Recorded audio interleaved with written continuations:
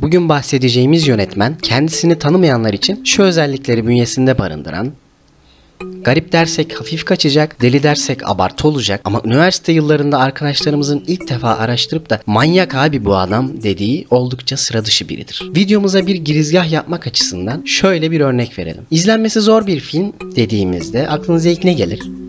Şiddet unsurlarının çok olduğu bir film ya da oldukça yavaş akan ve uzun sahnelere sahip bir sanat filmi gelir. Öyle değil mi? Mesela Erray'ını Kurtarmak filminin ilk 25 dakikası kimileri için izlenmesi zor sahnelerdir. O sekansı izlerken bayılan insanlar tanıyoruz. Ya da Nuri Bilge Ceylan filmleri sahnelerin uzunluğu veya yavaşlığı sebebiyle bazı izleyiciler tarafından pek tercih edilmez. Ancak şiddet unsuru olsa dahi filmleri izlerken ne kadar zorlanırsak zorlanalım onun bir film olduğunu ve oyuncuların zarar görmediğini aklımıza getirir ve biraz olsun rahatlarız. Değil mi? İşte bu abimizde o yok. Adam harbi manyak. Sahnelerin defalarca tekrarını çekip oyuncuları yıldırmış. Bakın şu filmi çekerken başrol oyuncusunun şu sahneyi defalarca çekmesinden dolayı korneası yırtılmış. Şu ablamıza da sırf rolünü daha gerçekçi oynasın diye sette türlü psikolojik işkencelere tabi tutmuş. Şu filmi 400 günde çekmiş. Gerçekten ne desek laf değil. En iyisi jeneriğe girelim.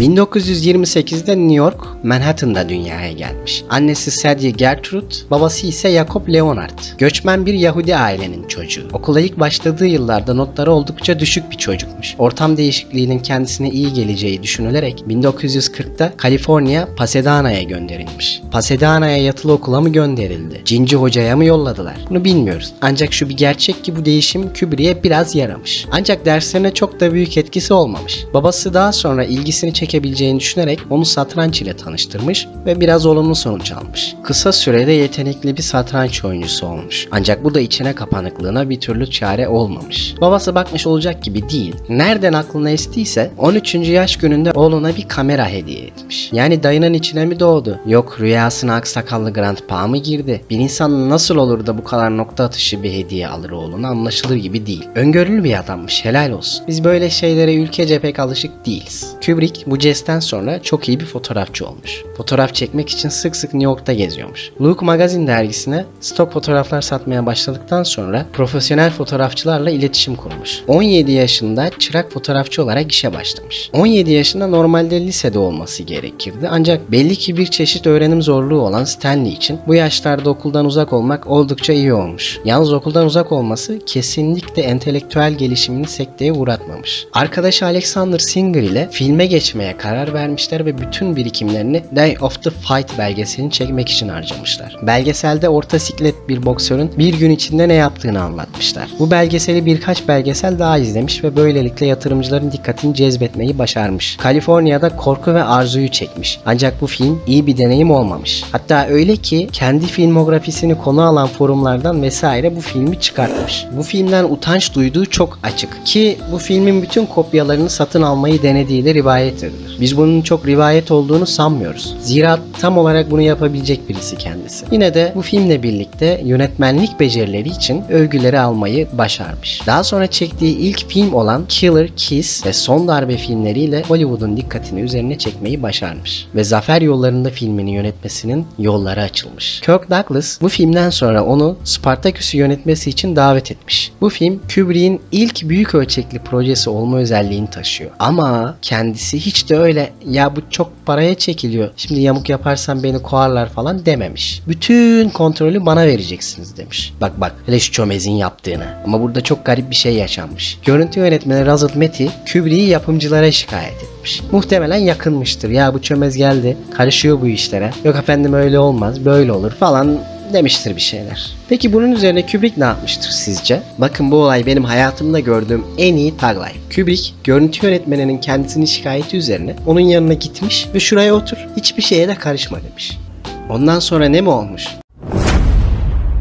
Ne olacağı yok. Russell Metty bu filmle birlikte en iyi sinematografi ödülünü kazanmış. Cidden bunu okuduğumda ayağa kalkıp Kubrick'i alkışlamıştım. Daha sonra Aşk ve İntikam filmiyle Marlon Brando'yu yönetme fırsatı doğmuş fakat görüşmeler bozulduğu için bu mümkün olmamış. Hollywood'a inancını yitiren Kubrick daha sonra bütün filmlerini çekeceği İngiltere'ye taşınmış. Bir daha da Amerika'ya dönmemiş. Bunun sebeplerinden birinin de pilot lisansı olmasına rağmen uçaktan korkması olarak belirtiliyor. O zaman lisansı nasıl aldı diyesi geliyor insan. Kubrick'in İngiltere'deki ilk filmi ticari başarısına gölge düşürme potansiyeli olduğu için sansür kurallarına uyarak ince eleyip sık dokuduğu Lolita olmuş. Ancak tepkilerden kaçamamış. Ben azıcık izledim bu filmi ama nasıl ince eleyip sık dokumuş tam anlamadım. İzleseniz siz de anlamazsınız. Türkiye'de çekilecek olsa Allah muhafaza. Daha sonra Garip Doktor ile yine bir risk almış. Zira Nükleer daha önce komedi malzemesi yapılmamış. Başlangıçta drama olarak yazdığı bu fikrin ciddiye alınamayacak kadar komik olduğunu fark etmiş. Bu bana benzer bir şeyi hatırlattı. Filmin gişedeki başarısı daha sonra istediği bütçede ve tarzda film çekebilmesine olanak sağlamış. Bu arada unutmadan söyleyelim. Bu filmin senaryosu için 40 adet kitap okumuş. Demiştik değil mi entelektüel gelişimine zarar vermemiş diye. Sonraki süre zarfında Kubrick'in odak noktası çeşitlenmiş. Mavi Ay, Napolyon ve Rhapsody filmleri üzerinde çalışmış. Ancak tamamladığı bir sonraki film Arthur Clarke ile işbirliği yaptığı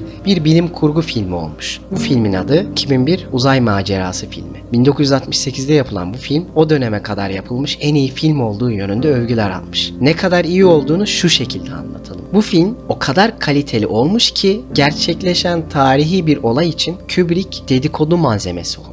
Bu film ardından gelecek bilim kurgu filmlerine bir standart belirlemiş. Kısacası çıtayı arşa çıkarmış. Uzay Macerası filmini yarattığı tartışmalar sebebiyle Lolita'yı aratmayan Otomatik Portakal izlemiş. Şu en başta bahsettiğimiz film. Bu sefer sadece cinsellik için değil aynı zamanda şiddeti tasvir etmesi sebebiyle de birçok eleştiri almış. Bundan sonra çekeceği Barry Lyndon hem iş hem de özel hayatı için dönüm noktası olmuş. Oyuncu kadrosu ve ekibin mükemmelliği sebebiyle bir efsane haline gelmiş. Bu film için oyuncuların defalarca ara vermeden çekip yapması gerekmiş. Yani özetle Kubrick efsanesi filizlenmiş ve oyuncuların canını okuyan bir sinema canavarı haline gelmiş. İrlanda'da ordu ile ilgili bir film çeken Kubrick, İrlanda'daki bir örgütün kendisini hedef aldığı yönünde haberler almış. Yapım süratle yurt dışına alınmış. O günden sonra Kubrick'in güvenlik ve mahremiyet duygusu onun bir münzevi olarak anılmasına neden olmuş. Adam zaten obsesif, zaten manyak, iyice Şeytan filminin devamını çekmeyi reddeden Kubrick kendi korku filmini çekmiş. Bu filmin adı Shining. Birçokları için bu film Kubrick'in en iyi filmi kabul edilir. Öyle mi değil mi bunu kamuoyunun vicdanına bırakıyoruz. Ancak şu kesin ki bu film Kubrick'in en ünlü filmi. Sebebi de Jack Nicholson'ın şu fantastik performansı olabilir. Ama sadece buna bağlamak gerçekten haksızlık olur. Çünkü neresinden bakarsan bak bu filme olağanüstü düzeyde emek verildiği çok açık. Öncelikle şu otelin büyük bir bölümü sıfırdan inşa edilmiş. Aslında şu görüntü gerçek bir otele ait. Ama filmin çekildiği odalar İngiltere'de bir bölgede filme özel inşa edilmiş. Ve şu karlar da aslında tuzmuş. Ve bu görüntüyü elde etmek için yaklaşık 100 ton tuz kullanmışlar. Ayrıca kronolojik bir biçimde çekilen az sayıdaki filmlerden biri olma özelliğini de taşıyor. Ne demek istediğimizi şu şekilde açıklayalım. Normalde filmler bir mekanda kaç sahne varsa hepsi aynı anda çekilerek tamamlanır. Bu filmde ise çekilen mekanda başka sahne olmasına rağmen seti tek tek taşıyarak sabah orada, akşam burada şeklinde yavaş yavaş çekilmiş. Anlaşıldı mı?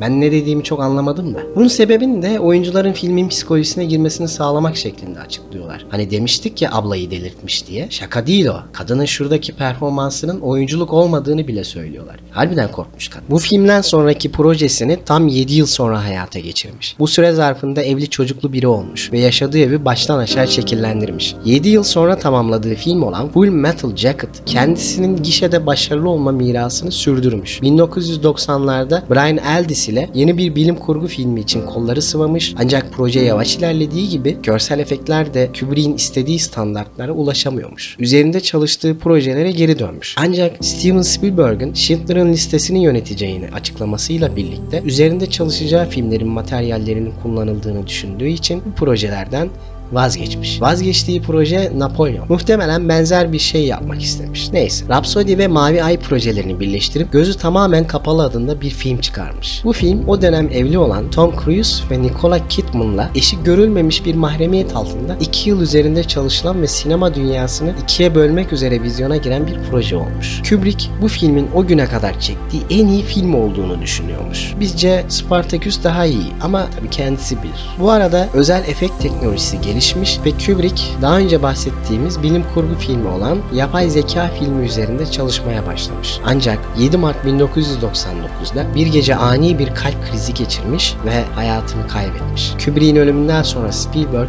birbirleriyle fikir alışverişi yapan iki arkadaş olduklarını açıklamış.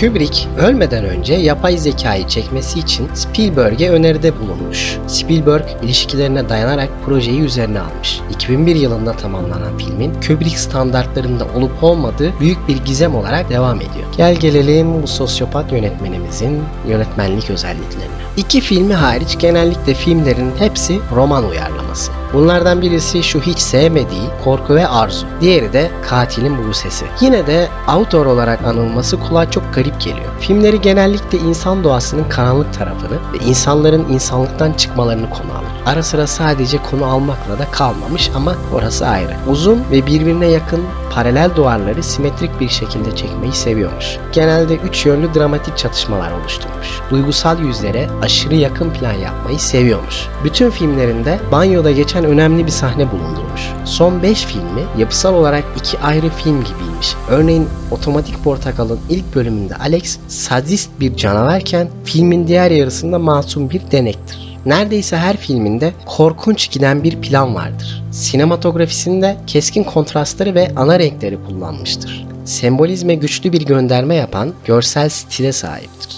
Diyaloglar hep yavaş tempodadır. Gerisi gereksiz teferruat. Ay vallahi yoruldum ya.